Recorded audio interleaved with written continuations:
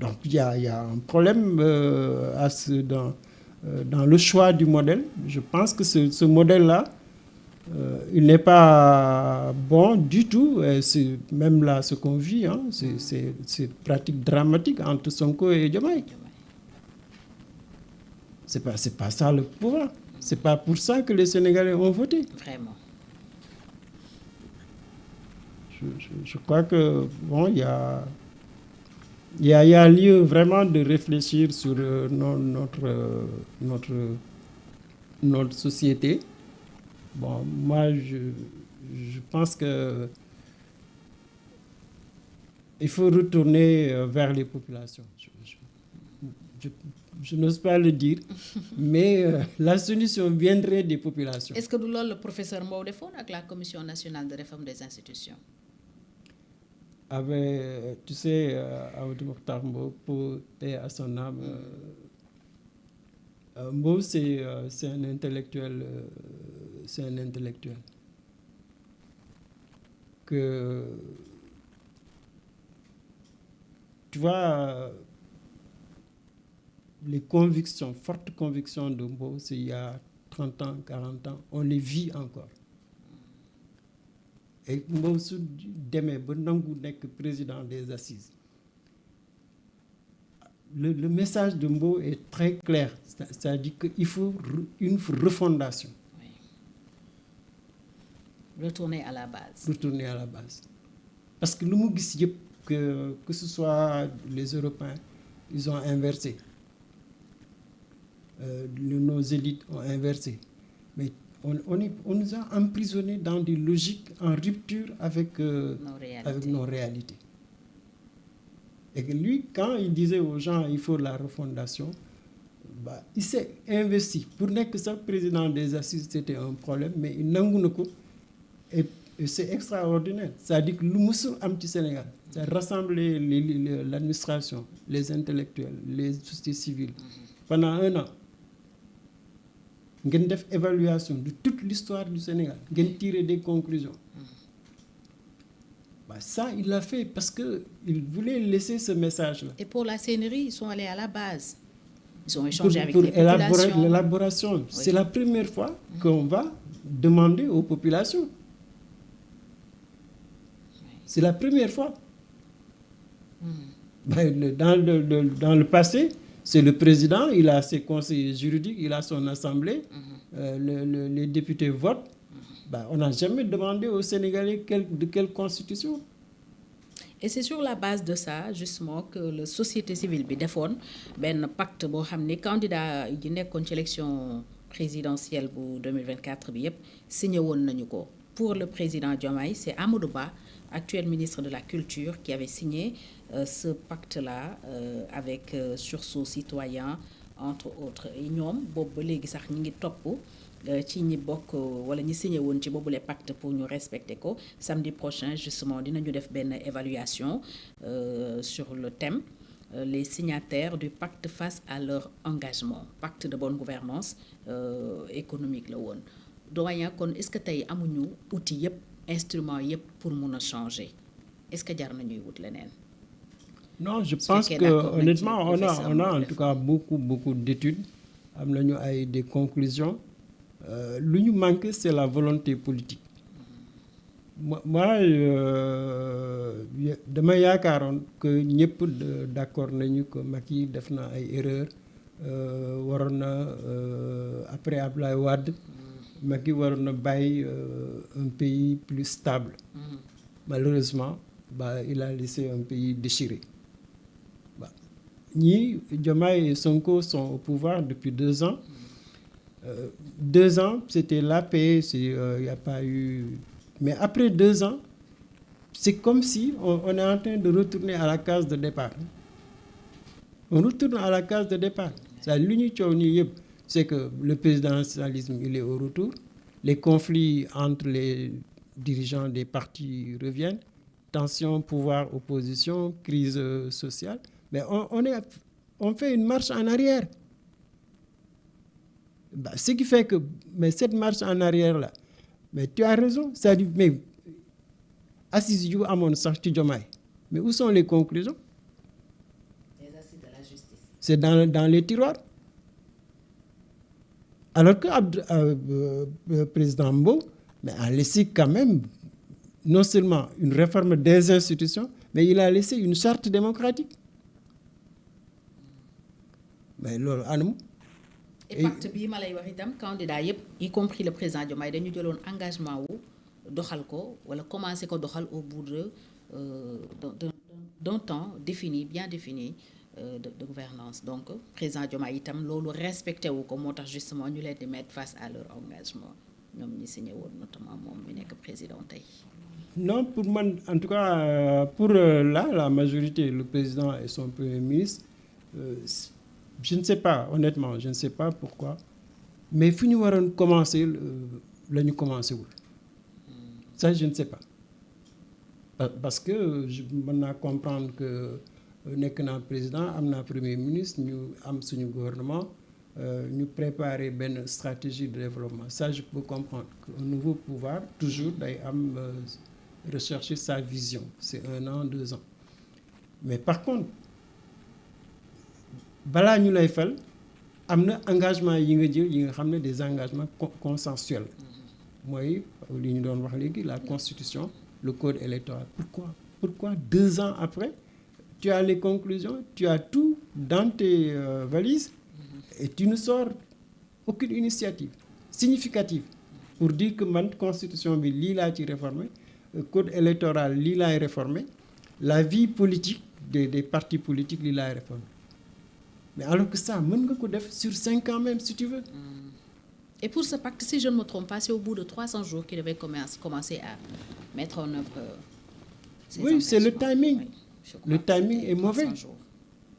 Le timing est mauvais. Que gouvernement dafa war a am quand même des priorités. Et man comme ni ma la ko waxee les gens se trompent beaucoup se trompent beaucoup. Ça gis nga les institutions et la démocratie loolu moo tax nga am nguur.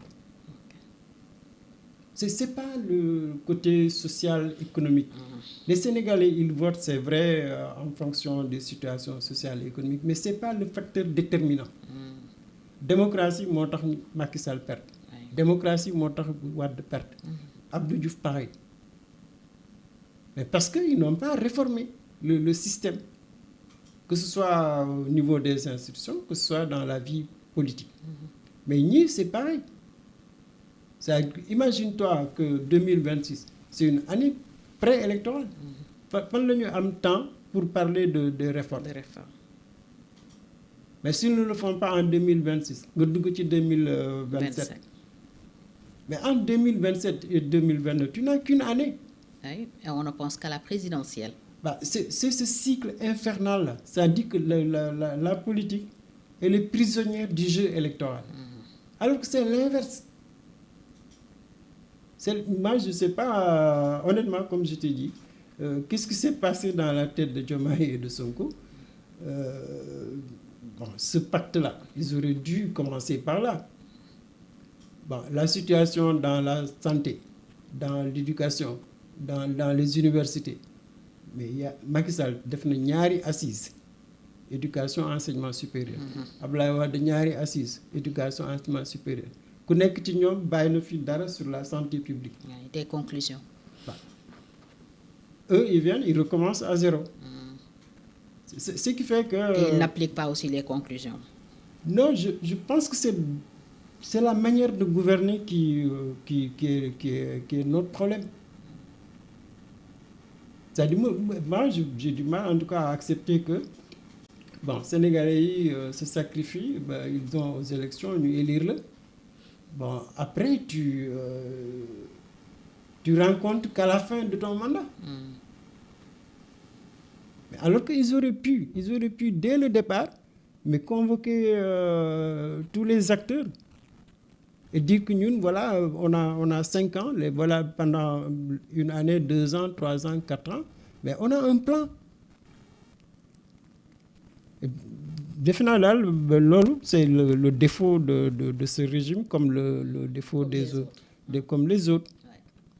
Alors, et ce qui fait que maintenant le risque du présidentialisme c'est cet isolement du parti au pouvoir. Le parti au pouvoir, c'est l'adversaire de tout le monde. Oui. Mais ça, Fatou, c'est impossible. Vous êtes 200, 300 partis. Et chaque 5 ans, il y a une coalition majoritaire de l'opposition contre le parti dominant. Oui. Actuellement, c'est le FDR.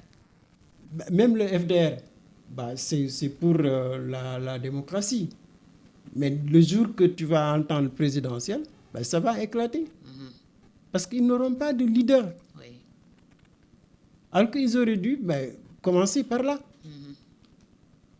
C'est quel est le type de leader? Moi, je me rappelle le Sow, Ibrahima Sow de l'IFAN, feu à son âme. Il disait aux politiques là, avant d'aller aux élections, mais venez, nous, on organise des séminaires pour vous. Pour discuter sur quel est le type de leader. Quels sont les définir les critères. Les critères. Mais les gens ne veulent pas. Parce que chacun veut être devant. Chacun veut être devant. Problème d'ego. Moi, d'ailleurs, opposition, mais ànd toujours. Hein. Si nous avons non la ñu jëm ci présidentiel après ku nekk aw sa yoon. Ça s'est toujours passé comme ça. C'est là notre jeu. C'est un jeu électoraliste. On n'est pas dans la politique. Mais si on était dans la politique, au vrai sens du terme, au vrai sens, les gens allaient au moins discuter. Par exemple, tu veux être maire, quel est ton projet de maire? Nous avons le meilleur projet et nous pouvons porter.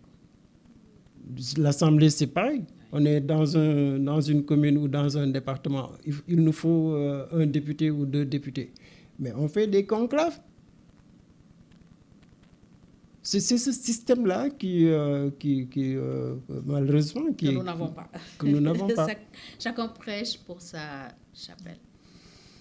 Oui, malheureusement, c'est ça. Le pluralisme a donné ça. Au moins, quand il y avait les 4 courants, on savait qu'il y a 4 courants. Mais là, tu as 300, 400 partis. Tu ne peux pas avoir la qualité du débat. Et je crois que ça aussi, c'est un gros problème qu'il faut revenir, réfléchir sur les projets de société. Parce que moi, je pense que c'est utopique de croire qu'on a 300 partis, chaque parti a son projet de société. Même les partis qui sont les plus grands, les gens ne connaissent pas réellement les programmes.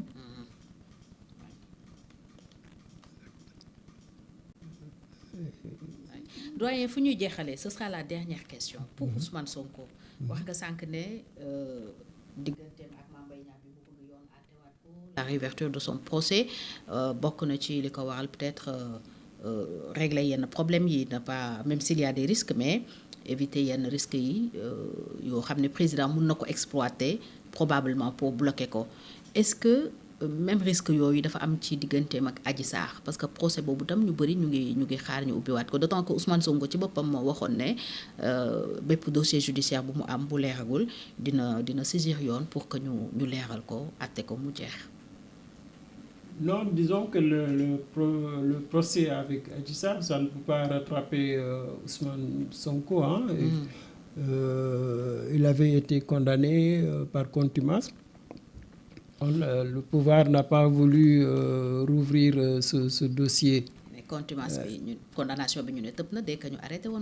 Oui, normalement, si la condamnation est nous devons organiser le procès en présence des deux. Oui.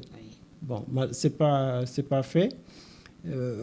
Mais je pense que le Ousmane Sonko participer à l'élection, c'est le procès avec Mamaïdia. Okay. C'est là qu'on l'a privé de ses droits, de ses droits politiques. Ça aussi, c'est la loi hein, que le condamné à 6 mois. À 6 mois. Et même tu vois, c'est de l'histoire. Donc, nous condamné à 3 mois. Oui. Ils se sont rendus compte que 3 mois doyul pour Tereko, nous ñëwaat chargé ko jox ko 6 mois. C'est ça qu'il a éliminé. Et le parquet ont fait appel. Voilà.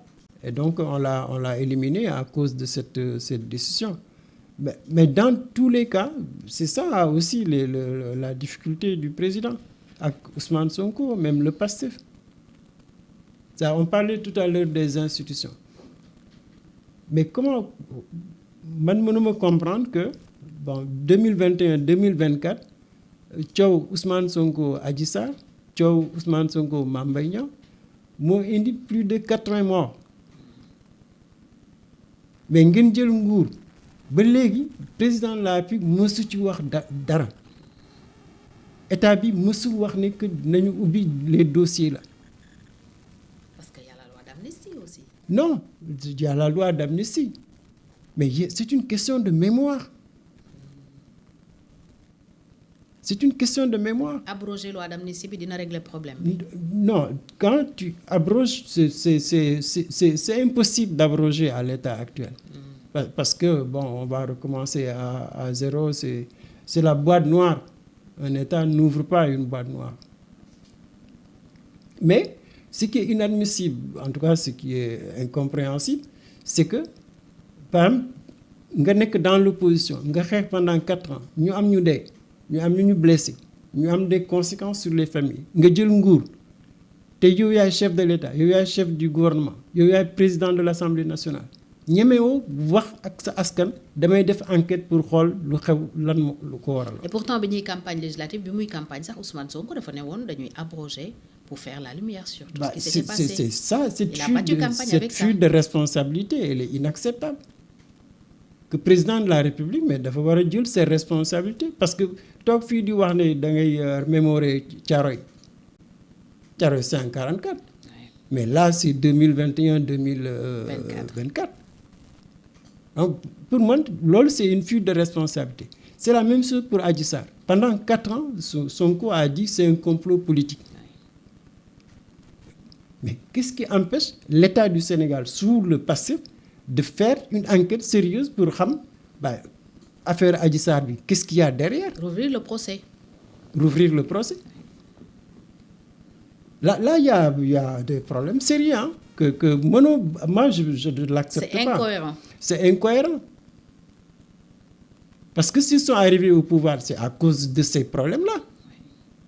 Que nit ñi malgré que nanguñu woon Sonko ñu exclure mais dañu finalement nangu Sonko bul bokk demal toog ñun on va régler le problème nous-mêmes. Mais koo désigné ñu fal ko. Comment se fait-il que ce pouvoir-là nekk pouvoir passif te passif amul sax capacité wala volonté politique pour que la lumière éclate. Et je pense, j'ai même l'impression que des fois les victimes là dañuy yelwaan pour am justice. Ou bien que des fois dañuy mën a promettre na leen ko mais bon on se pose la question nan la ñu mën a rendre justice te abroger wuñu la loi d'amnistie. Non, t'as pas besoin d'abroger. Les crimes de sang. Mais les crimes de sang existent. Je suis président, je suis premier ministre, j'ai le ministère de la justice, j'ai ma justice, j'ai mon administration. Mais qu'est-ce qui peut m'empêcher d'aller faire des investigations? Mais investigation aussi mënul nekk ci benn sens. Non, s'il n'y a pas de deux sens. C'est l'État du Sénégal qui a organisé ce massacre. C'est pas Sonko, c'est pas Pastef. Il faut pas aussi ñuy wax lu amul. C'est l'État du Sénégal, c'est la police, c'est la gendarmerie, c'est les militaires, c'est l'administration intérieure. Ça, c'est des fonctionnaires de l'État. Les bus de Yarakh, les stations, les... Mais ça c'est des